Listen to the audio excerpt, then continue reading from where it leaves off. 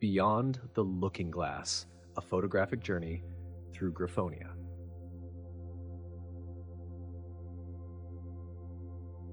The southernmost continent of Graphonia, Tempera, stands as a testament to the intricate dance of environmental forces shaping a diverse and contrasting landscape.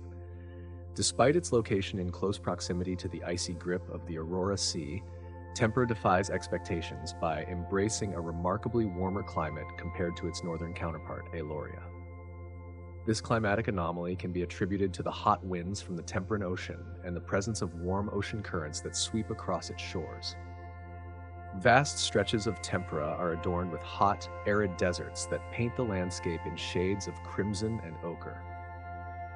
Towering mountain ranges provide a stark contrast to the low-lying deserts. These rugged giants serve as barriers against prevailing winds, channeling rainfall to their windward sides and creating lush rainforests.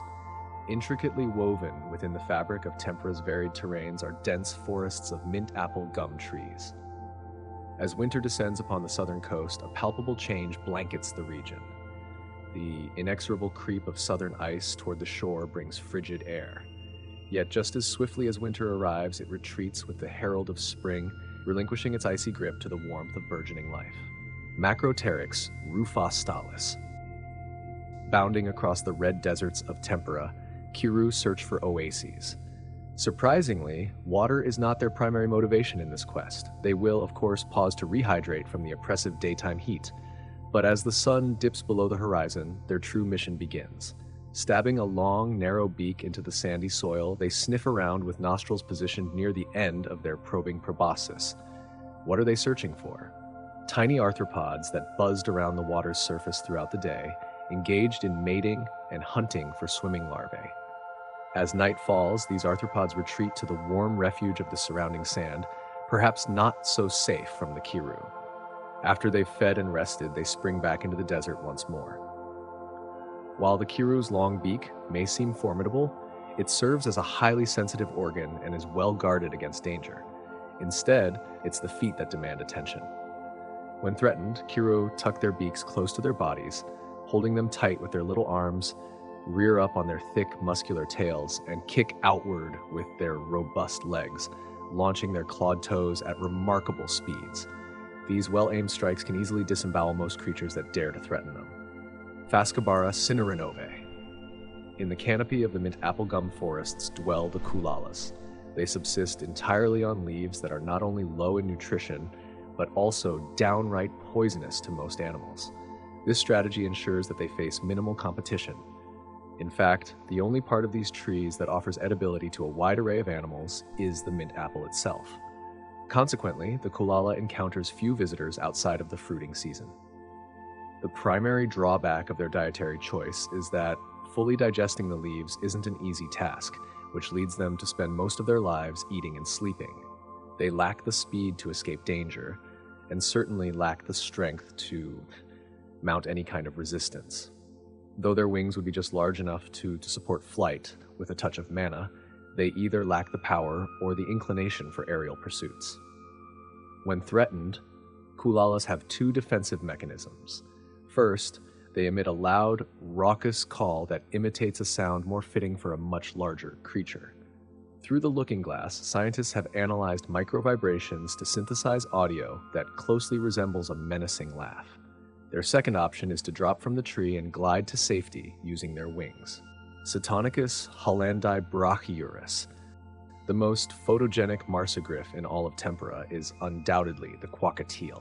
The facial structures around their beaks often give them the appearance of little smiles. However, due to the differing anatomy of the sapients of Graphonia from that of humans, this fact has gone entirely unnoticed by them. Introduced species have driven the Quokkatiel away from mainland Tempera, and their only remaining population is on the small islands off the eastern coast. These islands have recently experienced an increase in tourist numbers, prompting the implementation of intensive regulations to safeguard these endangered island inhabitants. Quokkatiels primarily sustain themselves with a diet of grasses, leaves, and seeds, which also helps meet most of their hydration requirements. Interestingly, they don't naturally fear the sapients, leading tourists to often lure them even closer with food. Regrettably, the prepackaged junk food commonly used has proven to have a significantly adverse impact on their health, contributing to a decline in their overall well-being. The convenience of such food has inadvertently become a threat to these charming creatures. The same appears to be true for the Quokkatiels themselves. Vomturnix ursinix.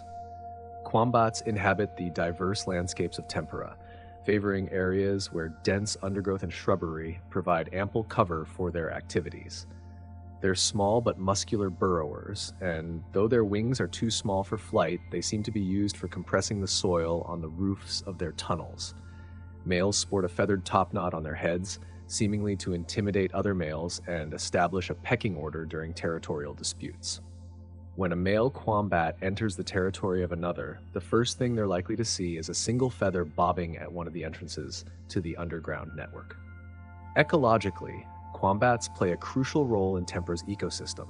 Their propensity for digging burrows contributes to soil aeration and creates shelter for numerous smaller creatures seeking refuge. These burrows also serve as natural water catchments during the rainy season, ensuring a reliable water source for other animals. Quombats exhibit an omnivorous diet comprising a diverse range of plant matter and small arthropods. Their adept foraging skills allow them to opportunistically feed on seeds, fruits, and vegetation. Canophynex rosae lupus. While one could argue that Galdos are not technically native to Tempera, their presence on the continent spans a sufficiently extended period to have become integrated into the natural ecology. It's important to note that the Galdo isn't a domesticated variant of the Wolgan, the Griffonian equivalent of the wolf on Earth, but rather a distant cousin sharing a lineage with a common ancestor. During the Lemurican colonization era, dogmingos were introduced alongside the colonists and have sporadically interbred with the indigenous Galdos. However, these hybrid offspring are known to be sterile, preventing substantial gene mixing. Galdos operate as pack hunters, displaying a preference for meat, yet adapting their diet to survive when conditions become challenging. Their culinary repertoire extends to leaves, fruit, and even bark when necessary. They have been known to cause considerable damage to orchards by targeting non-native commercially grown trees. Given their adaptability, it's unsurprising that despite never having been truly domesticated, they have a long history of cooperative hunting alongside the native population who lived on Tempera long before the colonists arrived. Sarcogryphus vultuharisi. The Temperan devil, a remarkable marsupial native to the mountainous regions of Tempera, exhibits a unique blend of characteristics akin to both the Tasmanian devil and condors. These creatures have embraced their high-altitude habitats, capitalizing on their perches to swoop down with precision whenever a potential meal catches their attention. Their hunting prowess extends to prey animals reaching the size of a Kiroo. However, the Temperan devil's diet is not limited to active hunting. They also have an affinity for carrion, often opting for scavenging over direct hunting. Possessing strong jaw muscles and formidable hooked beaks, these creatures boast the distinction of having the most potent bite force relative to their body size among all living griffiforms, allowing them to even crunch through bones. Proficient flyers, Temperan devils expertly navigate the mountainous terrain, harnessing the power of updrafts to ascend to impressive heights and cover extensive distances. Despite their solitary nature, they might sporadically partake in communal meals. However, their dining experiences are far from quiet, punctuated by growls and squabbles that underscore their assertive and sometimes aggressive demeanor. Spiropterus electospiza. The spot stands as a notable exception to the predominantly marsupial population of the region. With a compact build, slender limbs, and expansive feathered wings, spots embody a delicate balance of form and function. These small nocturnal flyers have ingeniously adapted to the challenges of desert life. Nourishing themselves from the limited resources that the arid landscape provides, they feed on a diet composed of nectar, pollen, fruit, and seeds from hardy plants that manage to thrive against the odds, including the occasional mint apple gum. In the daylight hours, spots congregate in sizable clusters, seeking shelter and respite from the harsh desert conditions. They gather on the hardy branches of the few trees that dare to withstand the Temperan desert, demonstrating their social tendencies as they huddle together for mutual benefit. What truly sets the spot apart is its exceptional auditory capabilities. With heads reminiscent of black-throated sparrows, these creatures sport an extraordinary pair of bat-like ears. These unique appendages, combined with their high-pitched calls, enable the spots to navigate through the darkness with precision, utilizing a form of natural sonar akin to bats. Trogloglossus acutroglodytes. Rendas are particularly peculiar temperans. While not marsupials, they don't belong to any other known order either. All griffiforms lay eggs, but these little oddballs produce just one egg at a time, holding it within their bodies until the chick inside is ready to hatch. They show no signs of a pouch, and there's no current fossil evidence explaining their precise relationship to the rest of the griffiform class. One hypothesis suggests that they split off from the main branch long before the marsupials arrived on Tempera, evolving separately ever since. As there's only one known example of this type of griffiform, they've been placed in their own subclass, dubbed the monogriffs. With this classification, class griffiform has been divided into 3 subclasses: marsugriff, monogriff, and ovigriff. Rendas possess round bodies supported by skinny legs. Their wings are so small that they're hidden beneath a dense set of quills covering their backs, with a handful of feathers mixed in. They lack external ears, and it remains to be determined if they lost them or if they branched off from the main Griffonian line before ears became common traits.